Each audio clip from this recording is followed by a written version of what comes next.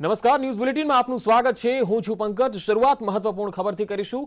રસીકરણને લઈને ગુજરાતે વિશ્વમાં રેકોર્ડ સ્થાપિત કર્યો। રસીકરણમાં વિશ્વના વિકસિત દેશોને પણ ગુજરાતે પાછળ છોડ્યા।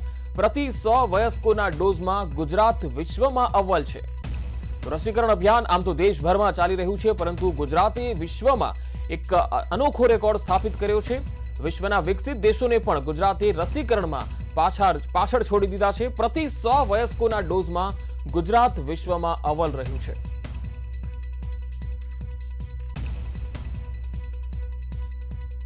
રસીકરણ અંગે ગુજરાતે વિશ્વમાં રેકોર્ડ સ્થાપિત કર્યો છે। એક તરફ દેશમાં જે વયસ્કો છે તેમને 50% જેટલા વયસ્કોને રસીકરણના અભિયાન અંતર્ગત રસી આપી દેવામાં આવી છે, અને બીજો એક રેકોર્ડ ગુજરાતે વિશ્વમાં સ્થાપિત કર્યો છે। ખાસ તો રસીકરણના મામલામાં જે વિકસિત દેશો છે એમાં પ્રતિ 100 વયસ્કોના ડોઝમાં ગુજરાતમાં સૌથી વધારે ડોઝ આપવામાં આવ્યા છે। એટલા વિશ્વના વિકસિત દેશોમાં પણ નથી આપવામાં આવ્યા પ્રતિ 100 વયસ્કોના રેન્જમાં। તો આ એક વિશ્વ વિક્રમ ગુજરાતના નામે રસીકરણ અભિયાન જે દેશભરમાં વેગવંતું બન્યું છે। ત્યારે આજે મનસુખભાઈ માંડવિયા કેન્દ્રીય આરોગ્ય મંત્રીએ પણ ટ્વિટર પર એક ખબર ટ્વીટ કરી છે, અને તેમણે કહ્યું છે કે જે વયસ્કો છે અત્યાર સુધીમાં 50% જેટલા વયસ્કોને દેશભરમાં રસીના બંને ડોઝ આપી દેવામાં આવ્યા છે। રસીકરણ અભિયાન જે છે એ અત્યાર સુધીમાં 127 કરોડ જેટલા ડોઝ દેશભરમાં અત્યાર સુધીમાં આપવામાં આવ્યા છે, તેમાં 50% જેટલી વસ્તી બંને ડોઝ આપી દેવામાં આવ્યા છે। મનસુખભાઈ માંડવિયાએ ટ્વીટ કરીને આજે જ આ માહિતી આપી છે, અને પીએમએ પણ આ માહિતીને લઈને રીટ્વીટ કરતા જણાવ્યું છે કે દેશ માટે આ ખૂબ સારી વાત છે, એક માઇલસ્ટોન છે। અને બીજી તરફ ગુજરાતે પણ વિશ્વમાં એક રેકોર્ડ સ્થાપિત રસીકરણને લઈને કર્યો છે। રસીકરણમાં વિશ્વના વિકસિત દેશોને પણ ગુજરાતે પાછળ છોડ્યા છે। પ્રતિ 100 વયસ્કોના ડોઝમાં ગુજરાત વિશ્વમાં અવ્વલ છે।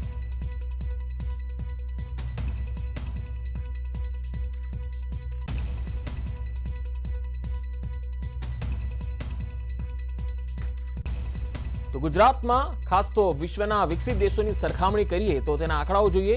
ગુજરાતમાં 169.2, તો યુકેમાં 166.9 છે, ફ્રાન્સમાં 166.9, જ્યારે યુએસએ 138.4, જર્મની 153.6 છે।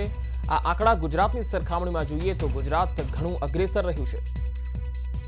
વધુ માહિતી સાથે સંવાદદાતા જનક દવે અમારી સાથે જોડાયા છે। જનક, ગુજરાતમાં જે 100 વયસ્કોની સરખામણીમાં વિશ્વના વિકસિત દેશોમાં જે રસી આપવામાં આવી રહી છે, ગુજરાતનો એક અનોખો રેકોર્ડ બન્યો છે। વધુ માહિતી શું છે? કેટલો મોટો આ રેકોર્ડ કહી શકાય ગુજરાત માટે? ચોક્કસ કહી શકાય। જે હર ઘર દસ્તક મુહિમ પણ છેલ્લે જે ચાલી અને વેક્સિનેશનની પ્રણાલીની જે પ્રક્રિયા જે રહી છે એને કારણે 8 કરોડથી વધારે ડોઝ, એટલે ડબલ ડોઝની વાત કરવામાં આવે તો એ પણ જે આપવામાં સફળ રહી છે, એના કારણે જે આંકડો સામે આવ્યો છે એ જે વેક્સિનેશનની મુહિમ છે એની સફળતા તરફ ઇશારો કરે છે। અગર 100 એલિજિબલ પોપ્યુલેશનની દિશામાં જોઈએ તો 169.2 જે ગુજરાતનો રેશિયો છે, એ પોપ્યુલેશન બાકીના વિકસિત રાષ્ટ્રો, ચાહે પછી યુકે હોય, ફ્રાન્સ હોય, યુએસ હોય, જર્મની હોય, કેનેડા હોય, ઇટલી હોય કે સ્વિટ્ઝરલેન્ડ હોય, આ તમામ દેશોની તુલનાએ આ આંકડો બહુ જ સારો કહી શકાય। કારણ કે જે રીતે હેઝિટન્સી છે, ખાસ કરીને વેક્સિન નહીં લેવા માટેના જે બહાના કહી શકાય અથવા તો નહીં લેવા માટેની લોકોની તૈયારી, એ તમામ વસ્તુઓ વિદેશોમાં જ્યારે વધારે જોવા મળી રહી છે, અહીં લોકો વેક્સિનેશન માટે આગળ આવી રહ્યા છે, અને ખાસ કરીને સરકારના પ્રયાસો છે એનો જ આ પરિણામ છે, જેને વિકસિત દેશોની તુલનામાં પણ ગુજરાતનો જે આંકડો છે એ ચોક્કસ એ વેક્સિનેશનની પ્રક્રિયાને એક સફળતા તરફ ઇશારો કરી રહ્યું છે। જી બિલકુલ જનક, આજે કેન્દ્રીય આરોગ્ય મંત્રી મનસુખ માંડવિયાએ પણ ટ્વીટ કરીને એક ખબર આપી, અને એમણે પણ ટ્વીટ કરીને આ રસીકરણ અભિયાનને વેગ આપતું એક ટ્વીટ કર્યું છે।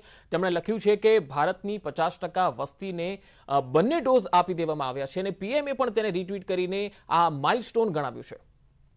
કહી શકાય પંકજ, આપ પણ જાણો છો કે વેક્સિનેશન એક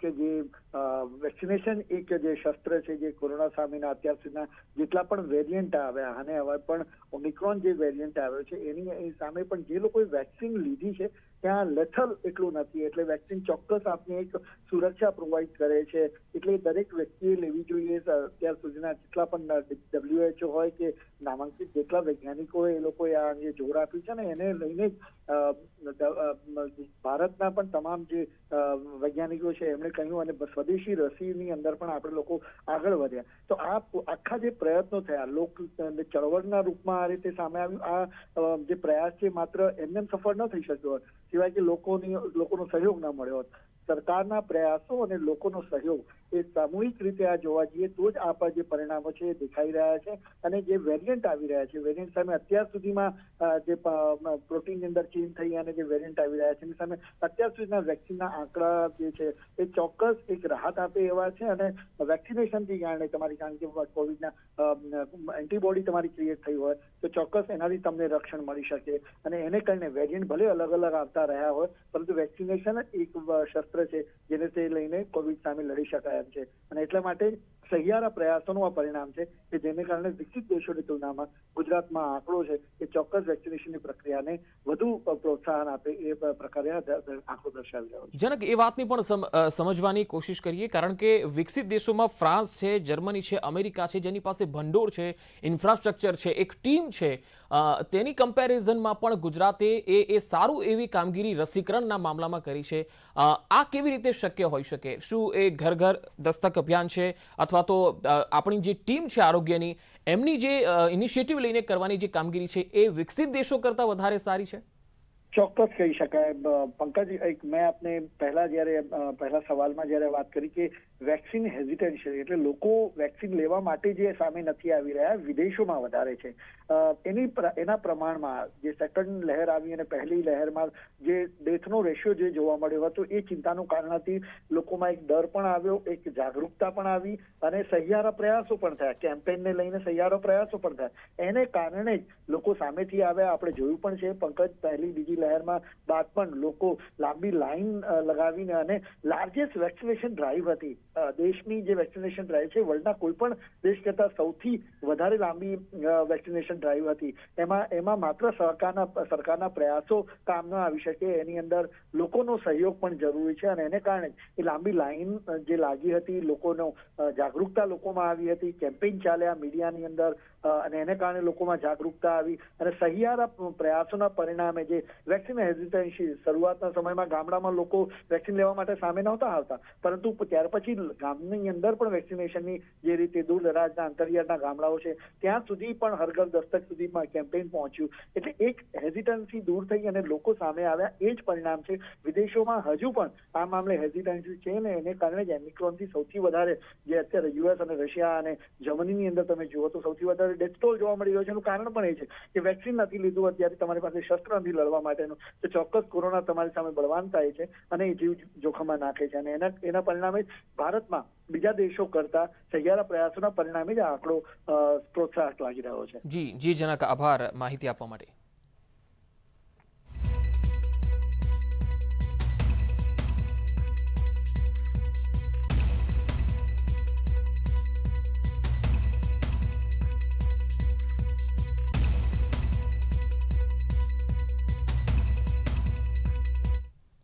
અને હવે વાત કરીશું નરેશ પટેલની.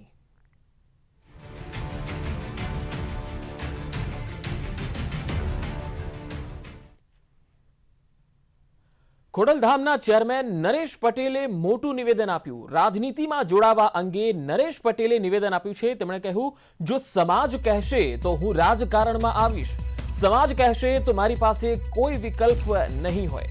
અત્યારે રાજનીતિમાં જવાનું કોઈ નક્કી નથી. ભરતસિંહ સોલંકી સાથેની મુલાકાત અંગે નરેશ પટેલે કહ્યું, ભરતસિંહ સાથેની મુલાકાત રાજકીય નહોતી. પાટીદાર યુવકોને રાજનીતિમાં લાવવા કમિટી બનાવાશે. પાટીદાર યુવકો પરના કેસો પાછા ખેંચવા રજૂઆત કરાશે. સાંજે 6:30 વાગ્યે સીએમ સાથે મુલાકાત પણ થવાની છે.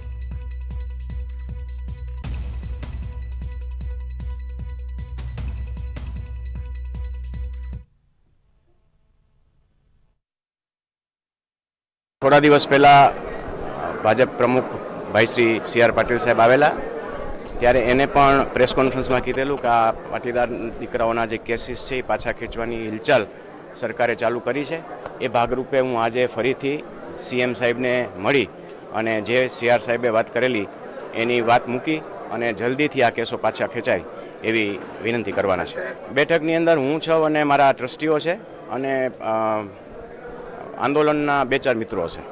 રાજકારણમાં જવું ન જવું એ મારો સમાજ નક્કી કરે, અને અત્યારે હજી મારો કોઈ વિચાર નથી રાજકારણમાં જવાનો. એક મોટા પાયે મને આદેશ કરશે તો મારી પાસે કોઈ બીજો વિકલ્પ નથી, અને મારે પણ કદાચ રાજકારણમાં આવવું પડે. રાજકીય સલાહ નહીં, પણ રાજકીય ક્ષેત્રે સમાજના દીકરા દીકરીઓને આગળ વધવું હશે, એને પરફેક્ટ તાલીમ મળે રાજકારણની અંદર જવા માટેનું, એની એક કમિટી બેસશે અને એના ક્લાસીસ શરૂ થાય, એની હલચલ ખોડલધામ કરવા જઈ રહી છે. તો ખોડલધામના ચેરમેન નરેશ પટેલે કહ્યું છે કે હાલ કોઈ જ રાજનીતિમાં જવાનો વિચાર નથી, પરંતુ જો સમાજ કહેશે તો મારી પાસે કોઈ વિકલ્પ પણ નહીં હોય.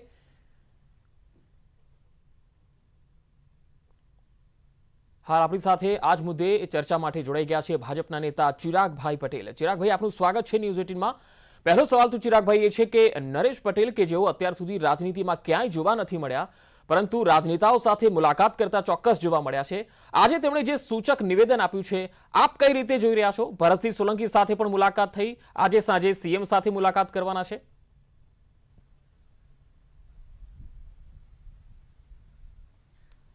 સૌ પહેલાં તો નરેશભાઈ એક સામાજિક આગેવાન છે પાટીદાર સમાજના, અને ખોડલધામ હોય કે ઉમિયાધામ હોય, અમારા સમાજના આગેવાનો દરેક રાજકીય પક્ષોના આગેવાનો સાથે વારંવાર મુલાકાત કરતા હોય છે. અને અમે જે મંદિરો છે, ખોડિયાર માતાનું મંદિર હોય કે ઉમિયાધામ હોય, તો ત્યાં દરેક રાજકીય આગેવાનો ત્યાં દર્શન કરવા માટે જતા હોય છે. એટલે રાજકીય આગેવાનોની મુલાકાતને આપણે પરિપ્રેક્ષમાં કે રાજકીય મુલાકાત છે એ પરિપ્રેક્ષમાં ન લઈ શકાય, પરંતુ એક સામાજિક આગેવાન અને રાજકીય આગેવાનની એક મુલાકાત થઈ હોય એ પરિપ્રેક્ષમાં લઈ શકાય. પણ ચિરાગભાઈ, જુઓ, ચૂંટણી હવે નજીક આવી રહી છે. ભરતસિંહ સોલંકી ખોડલધામમાં દર્શન માટે જાય, બંધ બારણે બેઠક થાય, આજે સીએમ સાથે પણ તેઓ મુલાકાત કરશે. ચોક્કસ આ મુલાકાત ઔપચારિક નહીં હોય, સૌજન્ય ખાતરની નહીં હોય, એમાં ઇલેક્શનની પણ વાત થશે. જે રીતે તેમણે પોતે જ કહ્યું છે કે પાટીદાર યુવકો પર જે કેસો થયા છે તેને પાછા લેવા માટેની પણ એક રજૂઆત થશે. તો ચોક્કસ એક રણનીતિ અંતર્ગત જ આ મુલાકાત હોવી જોઈએ.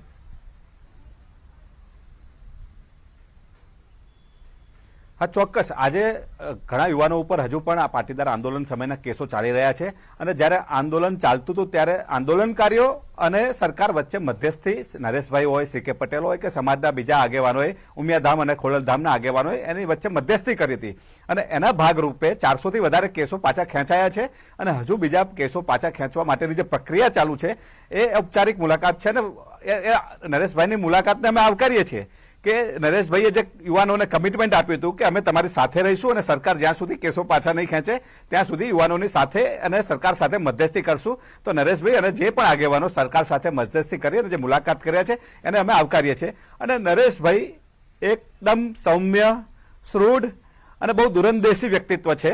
નરેશભાઈ જે પણ નિર્ણય કરશે એ સમાજ હિતનો નિર્ણય હશે. નરેશભાઈ એક સામાજિક આગેવાન છે, એ ચોક્કસ આપને કહું છું. ચિરાગભાઈ, તો અને ફક્ત ભરતસિંહ સોલંકી સાથે બંધ બારણે બેઠક થઈ એવું નથી. એના પહેલા પણ સીએમ ને ત્યાં તોજવામાં આવ્યા હતા. એની પહેલા CR પાટીલ પણ ત્યાં ગયા હતા. એટલે આ એક અમારો પાવર સેન્ટર છે પાટીદાર સમાજનું, ખોડલધામ હોય કે ઉમિયાધામ હોય, અને એ પાવર સેન્ટરે દરેક લોકો જાય છે. એ પાટીદાર સમાજ માટે આનંદની વાત છે. નહીં, એ વાત સાચી છે કે એ પાટીદારો સાથે એક આગેવાન છે, એટલે એ પાટીદાર આગેવાનોને પણ મળી શકે છે. પણ વાત અહીંયા એટલા માટે મહત્વની બની જાય છે કારણ કે નરેશ પટેલે પોતે જ કહ્યું છે કે જો સમાજ કહેશે તો હું રાજકારણમાં જઈશ, બીજો કોઈ વિકલ્પ નહીં હોય. અને એટલા માટે ચર્ચા અત્યારે બની છે. શું ભાજપ નરેશ પટેલને પાર્ટીમાં આવકારવા તૈયાર છે? લાલ જાજમ બિછાઈને તૈયાર છે?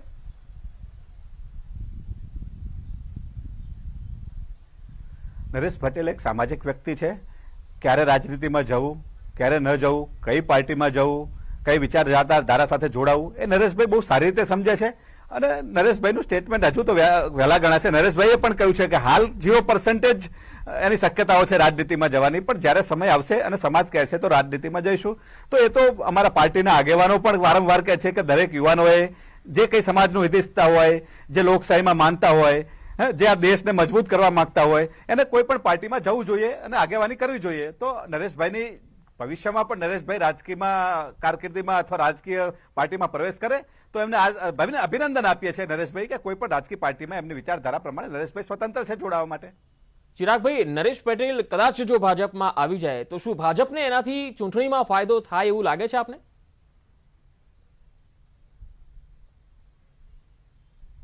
નરેશભાઈ એક બહુ સક્ષમ નેતૃત્વ છે, મેનેજમેન્ટ ગુરુ છે.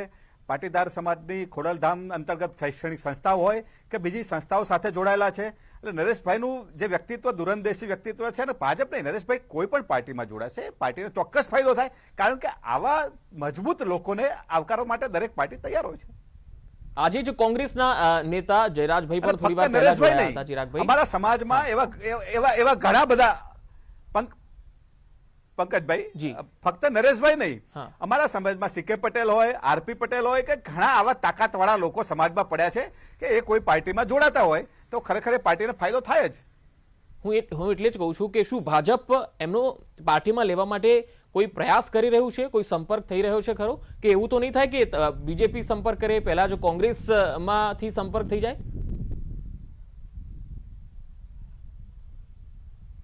નરેશભાઈ, હમણાં મેં આપને કહ્યું, નરેશભાઈ એકદમ સૌમ્ય, સૃઢ અને દૂરંદેશી વ્યક્તિત્વ છે. હજારો લોકો સંપર્ક કરે તો નરેશભાઈ કોઈ સંપર્ક કરે ને ક્યાંય જોડાઈ જાય એવું નરેશભાઈ એટલું આમ છેછરું વ્યક્તિત્વ નથી, બહુ ઊંડું વ્યક્તિત્વ છે. એટલે નરેશભાઈને ખ્યાલ છે ક્યારે જોડાવું, ક્યારે નહીં જોડાવું, કઈ પાર્ટી સાથે જોડાવું. એ સમય આવે નરેશભાઈ એમના પત્તા ખુલ્લા કરશે. નરેશભાઈ બહુ જ હોશિયાર વ્યક્તિત્વ છે. નરેશભાઈ જી ચિરાગભાઈ, આભાર અમારી સાથે જોડાવા માટે. ભાઈ એ સમાજના પ્રતિષ્ઠિત વ્યક્તિ છે અને કોઈ પણ સામાજિક કે સમાજ સાથે કામ કરતા લોકોને કોઈ પણ પાર્ટીમાં જોડાવા માટે એ સ્વતંત્ર હોય છે. નરેશભાઈએ છેલ્લા ઘણા વર્ષોથી સૌરાષ્ટ્રની અંદર સમાજ ઉત્થાન માટેના અનેકો કાર્ય કર્યા છે અને એ માત્ર એક સમાજસેવી કરતાં પણ લોકોનું ભલું ઈચ્છનાર માણસ છે. તો એવું માનું છું કે જો એ વ્યક્તિ રાજકારણમાં આવીને વધુમાં વધુ લોકોની સેવા કરવા માટેની ઈચ્છા રાખતા હોય તો સ્વાભાવિક રીતે દરવાજા ખુલ્લા છે. વાત રહી કોંગ્રેસ પાર્ટીની, તો 2 દિવસ પહેલાં પણ અને ગઈકાલે પણ અમારા નવનિયુક્ત જગદીશભાઈએ પણ બહુ સ્પષ્ટ ભાષામાં કહ્યું છે કે માન્ય નરેશભાઈને કોંગ્રેસ પાર્ટીમાં આવીને લોકોની સેવા માટેનું બીડું ઉપાડવું હોય તો કોંગ્રેસ પાર્ટી લાલ જાજમ સાથે એમનું સ્વાગત કરશે. અને આપણે બધા જાણીએ છીએ કે નરેશભાઈ હંમેશા અને સતત ગામડાઓના પ્રવાસ કરતા હોય છે અને સૌરાષ્ટ્રની રાજકોટમાં તો વિદ્યાર્થીઓને ભણાવવા માટેનું સંકુલ પણ ચલાવે છે અને માં ખોડિયાર જે પાટીદાર સમાજની કુળદેવી છે એની સાથે એમનો સારો એવો નાતો છે સંસ્થા સાથે. તો આવા વ્યક્તિઓનું રાજકારણમાં હું હાર્દિક સ્વાગત પણ કરું છું અને આપના માધ્યમથી ગુજરાતના યુવાનોને પણ કહું છું કે જો નરેશભાઈ જેવા સારા વ્યક્તિ રાજકારણમાં આવીને લોકોની સેવા કરવા માટેનું એક ભલું કામ કરવાની તૈયારી દર્શાવતા હોય તો ગુજરાતના યુવાનોએ પણ રાજકારણમાં આવીને આપણા ગાંધી સરદાર નરસિંહ મહેતા પૂજ્ય પ્રમુખ સ્વામી મહારાજના ગુજરાતને સારું કરવા માટેના કામો કરવા જોઈએ. હાર્દિક, ખાસ એવી પણ વાત છે કે અશોક ગેહલોતને નરેશ પટેલ મળ્યા છે, રાહુલ ગાંધીને પણ મળ્યા છે, એવી પણ વાત છે. નરેશ પટેલ કોંગ્રેસમાં આવવા માટે તમારા કોઈ સંપર્કમાં થતો, રાહુલ ગાંધીના સંપર્કમાં? દેખો, ઘણી ચર્ચાઓ મીડિયા માધ્યમથી કહેવું યોગ્ય હોતું નથી, પરંતુ માન્ય નરેશભાઈ માની લો કે રાહુલજીને કે અશોક ગેહલોતને મળ્યા હશે એ બાબતે હું ખુલીને જાણતો નથી, પરંતુ મળ્યા હશે તો એમાં કાંઈ ખોટું નથી. એક સારા વ્યક્તિ તરીકે કોઈ પણ પાર્ટીના, માની લો કે વચમાં જ ભાજપના પ્રદેશ પ્રમુખ પણ એમને મળવા ગયા હતા, એ પહેલા જ્યારે વિજયભાઈ રાજ્યના મુખ્યમંત્રી હતા એ પણ એમને મળવા ગયા હતા. એટલે કોઈ પણ માણસને કોઈ પણ વ્યક્તિ મળી શકે, એની ચર્ચા કરવા કરતા માન્ય નરેશભાઈ કોંગ્રેસ પાર્ટીમાં આવતા હશે તો હજુ પણ કહું છું કોંગ્રેસ પાર્ટીનો એક એક કાર્યકર્તા, કોંગ્રેસ પાર્ટીનો એક એક હોદ્દેદાર રાજી થશે અને આવનારા દિવસમાં આપણા ગુજરાતને બચાવવા માટેના, તમારા ગુજરાતને બચાવવા માટેના જે સંપૂર્ણ સહિયારા પ્રયાસો કરવા પડશે એ બધા સાથે મળીને કરીશું. લાગે છે કોંગ્રેસને 2022 પહેલા એક બૂસ્ટ મળી જશે જો નરેશ પટેલ આવશે. સ્વાભાવિક રીતે જ્યારે માન્ય જિગ્નેશભાઈ કોંગ્રેસ પાર્ટીમાં જોડાયા ત્યારે તમે બધા કહેતા હતા કે યુવાન જોડાય છે કોંગ્રેસ પાર્ટીને ફાયદો થશે, ત્યારે પણ મેં કહ્યું હતું કે કોઈ પણ યુવાન હોય કે કોઈ પણ સમાજસેવી હોય એ કોઈ પણ પાર્ટીમાં જોડાય તો સ્વાભાવિક છે એ પાર્ટીને ફાયદો થાય. જિગ્નેશભાઈના આવવા પછી એ પહેલા હું પાર્ટીમાં જોડાયો એ પહેલાની વાત હોય કે હવે માન્ય નરેશભાઈની વાત હોય, એક માણસ પાર્ટીમાં આવશે તો ટીપે ટીપે સરોવર ભરાય એવી રીતે કોંગ્રેસ પાર્ટીની મજબૂતી નક્કી થશે. નરેશભાઈ અગાઉ આમ આદમી પાર્ટીની પણ પ્રશંસા કરી હતી, એમણે કહ્યું હતું કે આપ પણ સારું કામ કરી રહી છે. એ ત્યારે કોઈ પણ પાર્ટીમાં પણ નતા ને અત્યારે પણ નથી. મેં હજુ પણ કહ્યું કે નરેશભાઈ સ્વતંત્ર છે પોતાની વાત કરવા માટે, અને માની લો કે કાલે એ પોલિટિકલી કોઈ ડિસિઝન લે એ પછી કોઈ વાત થાય તો એ પ્રકારેનો હું જવાબ આપવા માટે બંધાયેલો છું. પણ માન્ય નરેશભાઈ સ્વતંત્ર રીતે કોઈ પણ નિર્ણય કરશે એ તમને પણ ગમશે ને મને પણ ગમશે. હાર્દિકભાઈ, તમે એવું એક નિવેદન આપ્યું હતું કે પાટીદારો એક થાય એ જરૂરી છે, તો શું આ સંકેત માની શકાય કે કોંગ્રેસમાં જ જે કડવા લેવા પાટીદારો છે એ થઈ જશે? દેખો, હું વારંવાર આ શબ્દનો ઉપયોગ નથી કરતો, કડવા લેવા. ગુજરાતની અંદર પાટીદાર સમાજની એકતા એ માત્ર અમારા ફાયદા માટેની નથી. અમે હંમેશા ગુજરાતનું ભલું ઈચ્છનારા લોકો છીએ. ગુજરાતના તમામ સમાજને સાથે રાખીને ચાલવાવાળા અમે એ સમાજમાંથી આવીએ છીએ. અને હું હંમેશા કહું છું કે સમાજની એકતા માત્ર સભાઓ કરવા માટે કે મંદિરો બાંધવા માટે નથી હોતી. સમાજની એકતા હોય છે એકબીજાને મદદ કરવા માટેની. સમાજની એકતા હોય છે સમાજના ગરીબ લોકોને સહયોગ આપવાની. અને મેં જ્યારે વાત કરી કે સમાજે સામાજિક અને રાજકીય રીતે જાગૃત થઈને એક થવું જોઈએ, તો મને ભરોસો છે અને હું તો બહુ સ્પષ્ટ માનું છું કે આ તો સરદાર સાહેબની પાર્ટી છે, આ પૂજ્ય મહાત્મા ગાંધીની પાર્ટી છે, સુભાષચંદ્ર બોઝની પાર્ટી છે. અને હું તો એવું ઈચ્છું છું કે ગુજરાતના 6.5 કરોડ લોકો કોંગ્રેસ પાર્ટી સાથે જોડાય. અને મને ભરોસો છે કે અમે ધીરે ધીરે ગુજરાતના લોકોનો અવાજ ઉપાડશું, ગુજરાતના લોકોને મળીશું, ગુજરાતના લોકોની અપેક્ષાઓ પૂરી કરીશું. તો ગુજરાતના લોકો આવનારા દિવસોમાં સતત કોંગ્રેસ પાર્ટીને મદદ કરશે અને કોંગ્રેસ પાર્ટી પણ ગુજરાતની સેવા કરશે. હાર્દિક, નરેશભાઈ સાથે ભાજપના સૌરાષ્ટ્રના કેટલાય નેતાઓ સંપર્કમાં છે. નરેશભાઈ કોઈ નિર્ણય લે તો તમારી વાત છે કે ભાજપના કોઈ મોટા નેતાઓ, ભૂતપૂર્વ કેબિનેટ મંત્રીઓ પણ કોંગ્રેસમાં આવી શકે? માન્ય નરેશભાઈ સામાજિક રીતે સૌરાષ્ટ્રમાં મજબૂત છે અને હું એવી ઈચ્છા પણ રાખું કે માન્ય નરેશભાઈ માની લો કે જ્યારે કોંગ્રેસ પાર્ટીમાં કે કોઈ પણ રાજકીય નિર્ણય લે તો એમની સાથે રહેલી ટીમ, એમની સાથે જોડાયેલા જૂના જોગીઓ, એમની સાથે જોડાયેલા ધારાસભ્યો, ચાહે સત્તાના હોય કે ના હોય, પણ એ બધા જ લોકોને લઈને આવે. અને આજે સમય માત્ર ને માત્ર કોઈ રાજકીય પાર્ટીમાં જવાનો, કોઈને હરાવવા માટેનો નથી. આજ સમય છે ગાંધી અને સરદારના ગુજરાતને બચાવવાનો.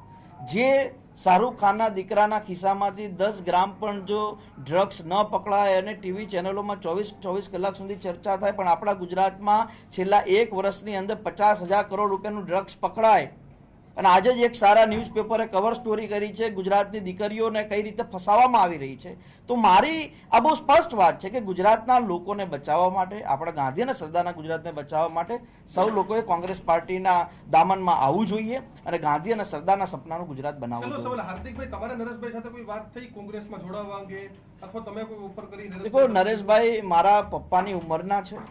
હું ક્યારે પણ કોઈને સલાહ નથી આપતો, હું ક્યારે પણ કોઈની જોડે અપેક્ષા ન રાખી શકું. પણ હું એક વાત બહુ સ્પષ્ટ માનું છું. જ્યારે અમે પહેલા પણ મળ્યા હતા, હમણાં થોડા દિવસ પહેલા પણ વાત થઈ હતી કે નરેશભાઈના સાનિધ્યમાં, નરેશભાઈના આશીર્વાદથી સાથે મળીને તમારા અને મારા ભવિષ્ય માટે, આપણા આવનારી પેઢીના ભવિષ્યને સુરક્ષિત કરવા માટે જો લડવું પડતું હશે તો ચોક્કસ લડીશું. અને નરેશભાઈ સાથે સતત સામાજિક દ્રષ્ટિએ, સૌરાષ્ટ્રની દ્રષ્ટિએ વાત થતી હોય છે. રાજકીય વાત કરવાનો આજે ચોક્કસ હું પ્રયાસ કરીશ. જગદીશભાઈએ કહ્યું છે કે કોંગ્રેસે શહેરોમાં મતદારોને રીઝવવા માટે ફોકસ કરવાની જરૂર છે, તો શહેરમાં કોંગ્રેસ કઈ રીતે કામ કરવા ઈચ્છે છે? દેખો, માન્ય જગદીશભાઈની નિયુક્તિ પછી ઇવન તમે બધા પણ એવું માનો છો કે કોંગ્રેસની અંદર એક સારામાં સારું બૂસ્ટ આવશે. અને હું પણ એવું માનું છું કે શહેરની અંદર અમે કોંગ્રેસ પાર્ટીની મજબૂતી માટે ખાસ કરીને કોલેજોની અંદર, ખાસ કરીને મધ્યમવર્ગીય પરિવારો સાથે, મોંઘવારીના મુદ્દા ઉપર અને અમદાવાદ જેવા શહેરોની અંદર ટ્રાફિક અને પાર્કિંગના જે પરિસ્થિતિઓ છે, આ બધા મુદ્દાઓને લઈને અમે સતત લોકોની વચ્ચે જવાનો પ્રયાસ કરીશું. અને જે 60 સીટો 6 મહાનગરપાલિકાની છે ગુજરાતની મળીને, એ 60 સીટોમાં અત્યારે માત્ર અમારી પાસે 5 સીટો છે. એ 5 સીટોની હું એવું નથી કહેતો 25, 30, 35 કરી દેવી, પણ એ 5 સીટોમાંથી અમે 18 કે 20 કેમ પહોંચીએ એના માટેના તમામ પ્રકારના આયોજનો કરીશું, મિટિંગો કરીશું, લોકોને જોડવાનો પ્રયાસ કરીશું. અને ધીસ ઇલેક્શન, એટલે આ ઇલેક્શનમાં સૌથી મહત્વનો રોલ રહેશે 22 લાખ ફર્સ્ટ ટાઈમ વોટરોનો. તો પહેલી વખત જે વોટ કરવાના છે 18 વર્ષની ઉંમર પછી, એ 18 વર્ષના યુવાનોને કઈ રીતે અમારી સાથે જોડી શકીએ, એ લોકોનું ભવિષ્ય કઈ રીતે સુરક્ષિત થયું છે, એ લોકોને જોડવાનો પ્રયાસ કરીને હું માનું છું કે અમે શહેરી વિસ્તારની અંદર પણ ખૂબ સારું પ્રદર્શન કરીશું. ડ્રગ્સ મુદ્દે આપણે જે રીતે વાત કરી, તો જે યુવાનો ડ્રગ્સ લઈ રહ્યા છે તેને બચાવવા માટે કોંગ્રેસનું કોઈ આયોજન નથી? બિલકુલ આયોજન. કઈ રીતે આયોજન થશે? અમે માની લો કે અવેરનેસના કાર્યક્રમો કરી શકીશું. અમે સતત બોલી રહ્યા છીએ, સતત પ્રેસ કરીએ છીએ. એ ક્યારે થાય જ્યારે તમે સત્તામાં હશો, તમે પોલીસને કડક કરશો, તમે દરિયાઈ કિનારા પર સુરક્ષા વધારશો. અને હું વારંવાર કહું છું, આ ગુજરાતને 1600 કિલોમીટરનો કુદરતની દયાથી દરિયા કિનારો મળ્યો છે. એ 1600 કિલોમીટરના દરિયા માત્ર 29 જ પોલીસ સ્ટેશનો છે. તો આ બધા મુદ્દા ઉપર આપણે ધ્યાન આપવું જોઈએ, તો ગુજરાતને બચાવી શકાય. તો હાર્દિક પટેલે પ્રેસ કોન્ફરન્સમાં કહ્યું છે કે નરેશ પટેલ જેવા અગ્રણી અને સમાજ સેવા કરનારા આ વ્યક્તિ જો રાજનીતિમાં આવે છે તો એ ખૂબ સારી વાત છે.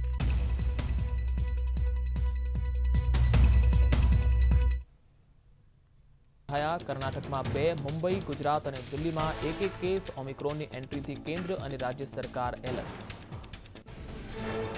દિલ્હીમાં ઓમિક્રોનનો પ્રથમ કેસ નોંધાયો. તંજાનિયાથી પરત ફરેલો યુવક સંક્રમિત. દિલ્હી બાદ દેશમાં ઓમિક્રોન